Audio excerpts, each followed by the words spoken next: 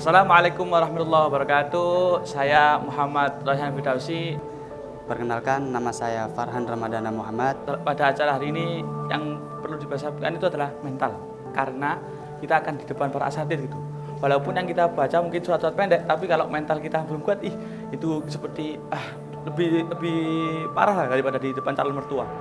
Persiapannya pastinya kita sudah mempersiapkan jauh-jauh waktu, jauh-jauh hari, sejak sebulan yang lalu, sehingga kita bisa insya Allah pada hari ini semoga acara kita sukses.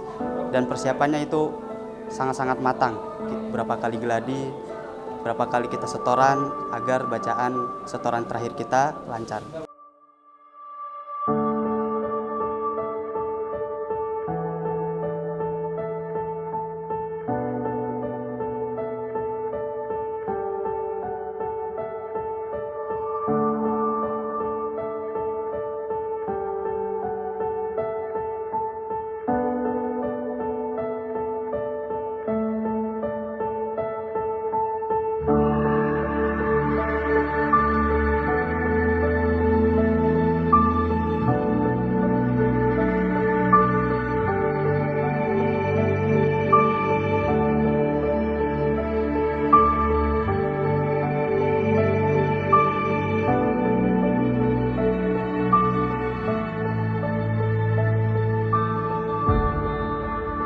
Assalamualaikum warahmatullahi wabarakatuh. Alhamdulillah di pagi hari ini, tepatnya hari Ahad, tanggal 2 Januari 2022. Sekarang kita lagi ada acara tasyakuran Khatmil Quran. Coba, Ustaz Asmi bisa dijelaskan buat teman-teman mungkin ada yang nggak tahu Khatmil Quran itu apa?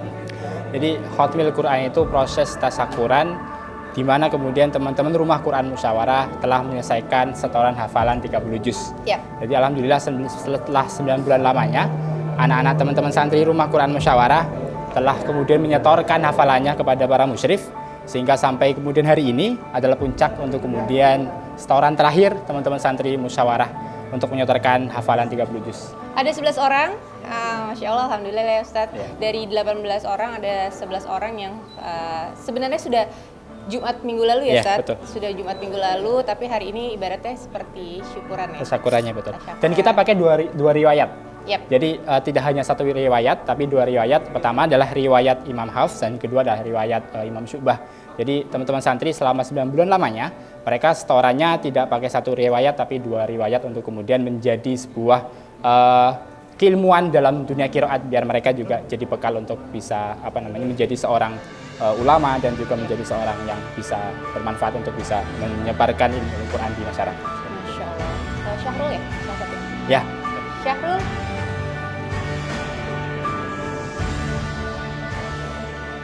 Nah, ini Sini. satu di antara 11 yang alhamdulillah sudah 30 juz ya. Alhamdulillah. Masya Allah, Syahrul ini dari Brebes. Mau tahu nggak gimana perasaannya? Boleh diceritakan Syahrul? Terharu, campur aduk antara senang, bahagia, sedih. Insyaallah. Dan hari ini orang tua datang? Ada perwakilan. Masya Allah. Mau tahu gimana prosesinya nanti? Ikutin terus.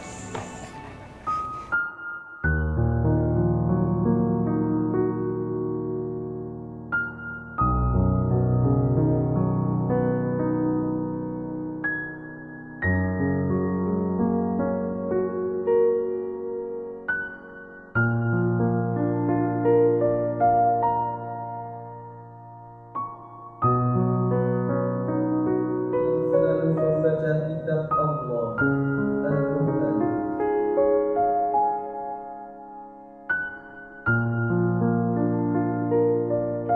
Santri pertama atas nama Ahmad Muhajir Al-Kahfi.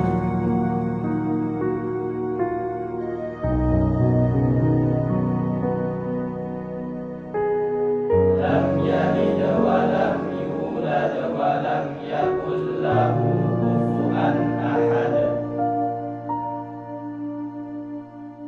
Kuputuskan satu impian, aku ingin jadi hafiz Quran.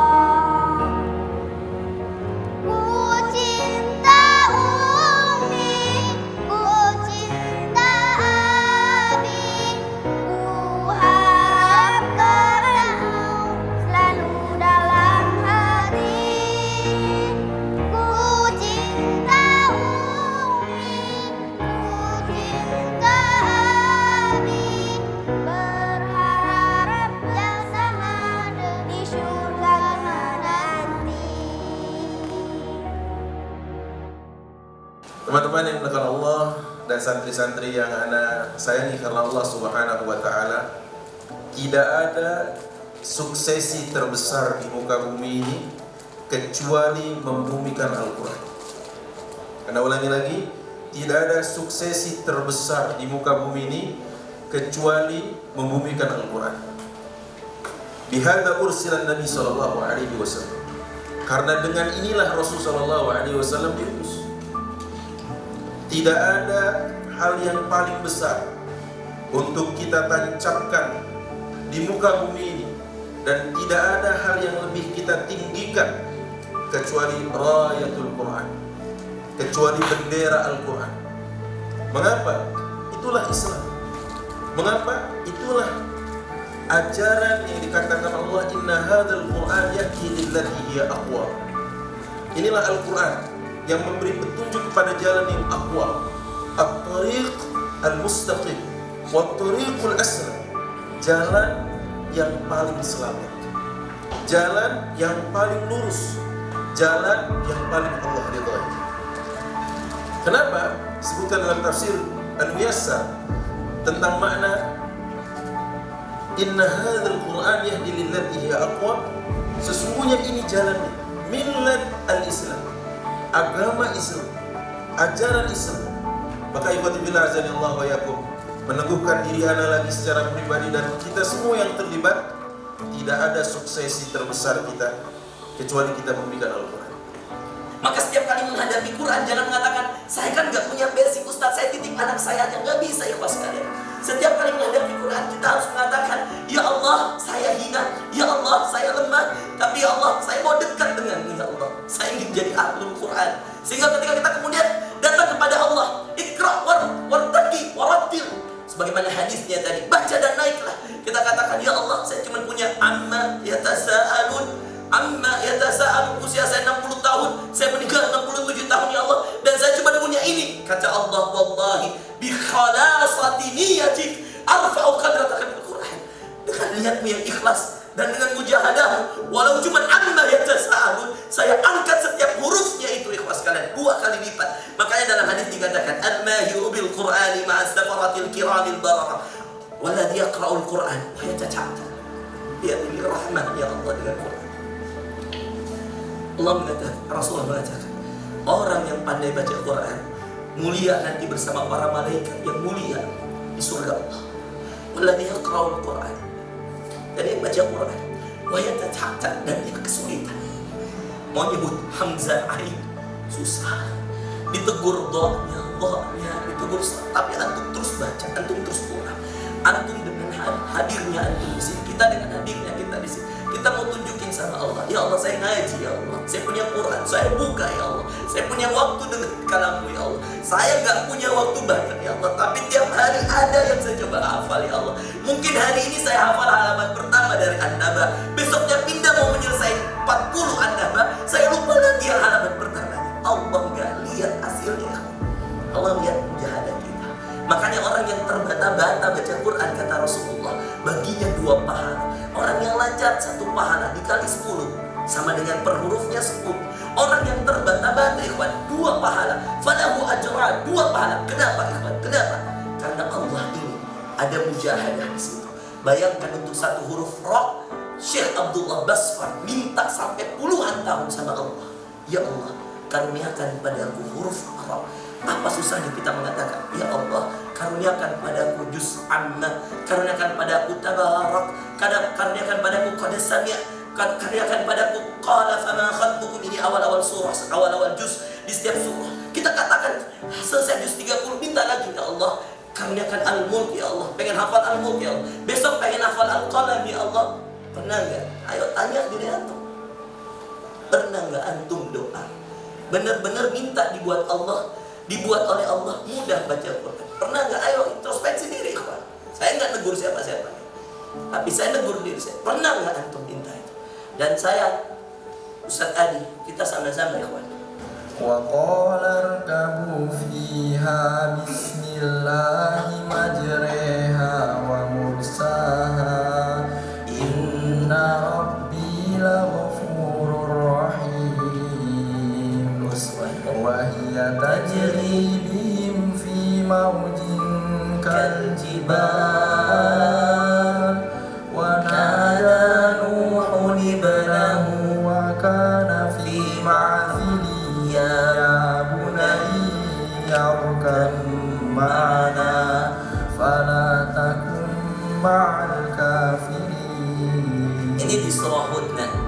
kanan atau di kiri mushafnya?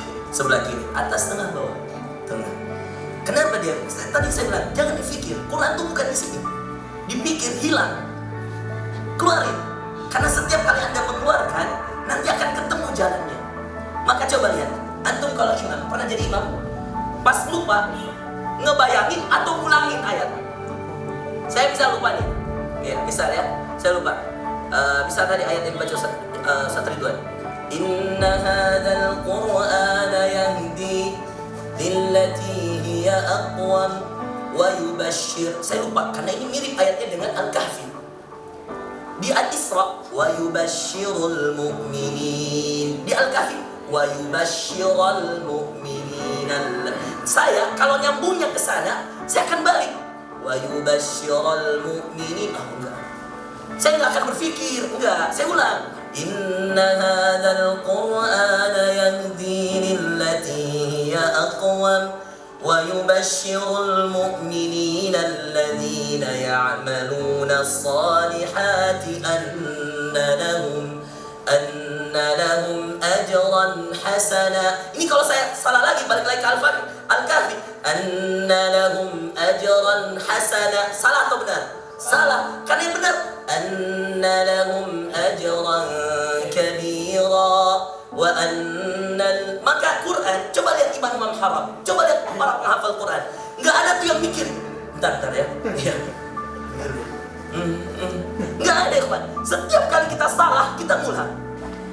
Maka niatkan yang pertama kali para ikhwan di sini betul-betul mengharapkan bagaimana Quran ini membawa manfaat minimal, menjaga diri kita, diingat-ingat akhlak kita akan sesuai dengan apa yang kita ucapkan. Berarti ketika kita membaca Al-Quran, kita betul-betul maknai. Karena ada kisah seorang yang betul semangat Al-Quran, tapi ditegur sama adiknya sendiri yang kebetulan baca artinya. Ketika dia baca surat An-Nisa, la yuhibbullahu jahra bisu'i illa minal gimana Ustaz? La yuhibbul jahra bisu'i minal qawli illa man zulim. Dia bacanya begitu syahdu. Syahdu tadi mungkin Ustaz Fadrozi menyampaikan. Dan itu ketika dia lagi baca dengan begitu, dengan tartil, tiba-tiba adiknya lewat dan memanggil dia marah. Orang lagi baca Quran diganggu aja. Adiknya justru mau tahu tuh tadi ayat berapa, mau tanya, ditegur-tegur abangnya. Bang, tadi ayat berapa? Nanya mulu. Sampai begitu, akhirnya adiknya tahu itu surat An-Nisa 148. Dibaca artinya, dia bilang, abang nggak baca artinya. Itu artinya Allah tidak menyukai perkataan-perkataan yang buruk. Sampai dikatakan dari kecuali orang-orang yang dizolimin, orang-orang teraniaya. Makanya adanya bilang, bagaimana setiap kita ketika membaca Al-Quran, kenapa nggak membawa manfaat untuk diri sendiri? Ini penting. Makanya kenapa saya tuh kadang-kadang pengen banget ya belajar kembali bersama guru-guru kita ini. Minimal manfaat pertama buat diri. Di ikhwan semua nih ya, Masya Allah. Yang kedua, yang tentu adalah orang-orang terdekat kita. Kalau Quran sudah membuat siapa orang terdekat? Ku anfusakum wa ahlikum nar. Betapa nanti calon-calon pemimpin ini semua. Nah yang paling penting adalah keluarga kita pun merasakan. Berbicara tentang keluarga ini jangan dianggap sepele, karena memang banyak di antara kita yang selama ini fokus menyiarkan Quran, lupa bahwa Quran menyapa bahwa pertama kali berikan hak diri dan keluarga. Satu paket itu. Bahwa keluarga kita bagi yang belum nikah berarti siapa? Ayah ibunya, adik kakaknya. Kalau sudah menikah tentu pasangannya, tentu anaknya. Jangan sampai justru kita mengkhianati isi Al-Quran. Hati-hati. Kita diingatkan bahwa menjaga diri keluarga yang neraka, yang kita selamatkan justru orang lain.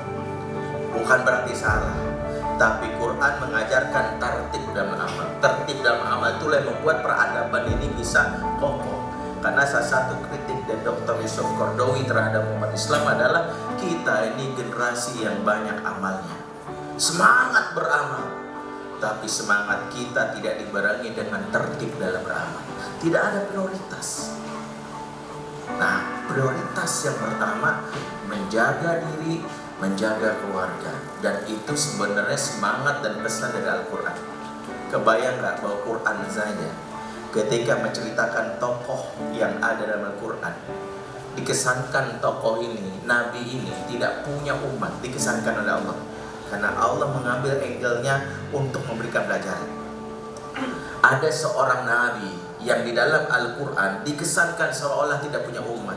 Dia dikesankan hanya dialog dengan anaknya, kerjaan cuma ngobrol sama anaknya. Dan ini menjadi pelajaran. Nabi yang dimaksud adalah Nabi Yaqub alaihissalam, yang kalau kita baca isi Al-Quran, dia cuma diceritakan bicara sama anaknya Yusuf, bicara sama anak-anaknya sebelum ajal. Mengapa seorang Nabi yang pastinya memiliki umat, diutus Allah memiliki umat, faba'athna likulli ummatir rasulah, pasti dia memiliki umat, tetapi kenapa dikesankan dalam Al-Quran seolah-olah tidak punya umat, hanya dirinya dan keluarganya? Karena ingin memberi pesan bahwa pembicaraan berdakwah keluarga bukan perkara yang sepele, perkara besar. Al-Quran ini Al-Azim, besar. Quran itu gak bahas hal yang receh. Quran gak bahas bagaimana cara meningkatkan follower di Instagram. Quran gak bahas bagaimana cara buat sayur asam. Quran gak bahas bagaimana mau meningkatkan hal-hal yang berkaitan kekayaan. Quran membahas hal-hal yang besar. Salah satu hal yang besar dalam Al-Quran, jangan kau anggap remeh dialog dengan keluarga. Jangan kau anggap remeh dialog dengan anakmu. Jangan sampai anakmu merasakan bahwa kau sampaikan Quran kepada orang lain, tapi aku gak pernah mendapatkan. Assalamualaikum warahmatullahi wabarakatuh. Selamat ya buat adik-adik santri Rumah Quran Musyawarah yang telah khatam Quran 30 juz. Masya Allah, semoga ini menjadi motivasi buat seluruh anak-anak Indonesia agar mau menghafal Al-Quran untuk bisa meningkatkan derajat di sisi Allah Subhanahu wa Ta'ala dan menjadi syafaat di yaumil akhir kelak. Amin amin ya rabbal alamin. Assalamualaikum warahmatullahi wabarakatuh. Nama saya Rizky dan saya Ridho. Kita berdua mengucapkan selamat buat para penghafal Quran yang sudah khatam 30 juz, bahkan ada juga yang baru mulai juga. Pokoknya semangat terus untuk menghafal Qurannya, dan mudah-mudahan apa yang sudah dihafalkan bisa menerapkan dalam kehidupannya. Dan amin. Yang terpenting itu istiqomah. Istiqomah itu sangat susah sekali. Dan yang terpenting juga bisa bermanfaat untuk orang terdekat dulu, baru untuk orang lain. Iya. Saya perwakilan dari teman-teman santri, saya ucapkan terima kasih untuk teman-teman musyawarah, kakak-kakak, bunda, abi, semuanya yang sudah berjuang memfasilitasi kita, memberi kita tempat luang untuk belajar Al-Quran dan belajar ilmu-ilmu agama. Harapannya tidak sampai di sini, tidak sampai putus di sini. Di angkatan pertama harapannya musyawarah punya cabang-cabang yang lain sehingga bisa meluas di seluruh Indonesia.